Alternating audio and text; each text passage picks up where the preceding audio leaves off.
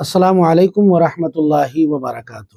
ناظرین کرام، سوال یہ ہے کہ جب نکاح پڑھایا جاتا ہے تو اس وقت مہر کی بھی ایک مقدار ہوتی ہے۔ تو سوال یہ ہے کہ مہر کی تعیین کس کی حیثیت کو دیکھ کر کیا جائے؟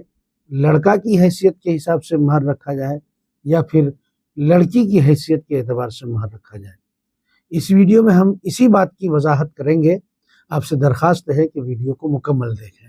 ناظرین کرام، مہر میں جو دیکھا جاتا ہے وہ لڑکے کی حیثیت کو نہیں بلکہ لڑکی کی حیثیت کو دیکھا جاتا ہے، اس لیے کہ ایک فقہ کا ضابطہ ہے کہ جب مہر میں اختلاف ہو یا مہر کا ذکر نہ کیا جائے اور پھر مہر باندھ لی جائے، نکاح پڑھا دی جائے، تو پھر ایسی صورت میں مہر مثل سے فیصلہ کیا جاتا ہے، یعنی فیصل مہر مثل کو مانا جاتا ہے۔ مہر مثل ہے کیا؟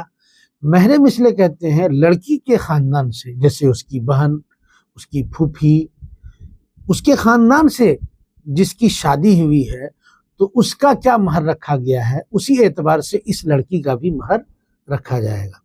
اب یہیں سے یہ بات واضح ہو گئی کہ مہر میں حیثیت لڑکے کی نہیں دیکھی جائے گی، مہر میں حیثیت لڑکی کی دیکھی جائے گی۔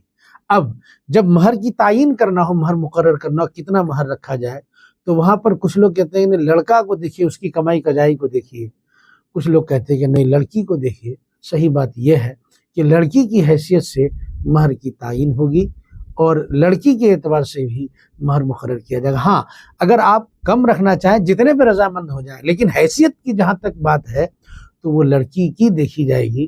یہ کوئی ضروری بھی نہیں ہے کہ اب لڑکی کی حیثیت دیکھ کر کے اتنا اس سے زیادہ باندھ ہی لیا جائے۔ بات اگر حیثیت دیکھنے کی ہو تو ترجیح کس کو حاصل ہوگی؟ لڑکی کی حیثیت کو۔ ناظرین کرام، مجھے امید ہے کہ آپ حضرات کو مسئلہ اچھی طرح سمجھ میں آیا ہوگا۔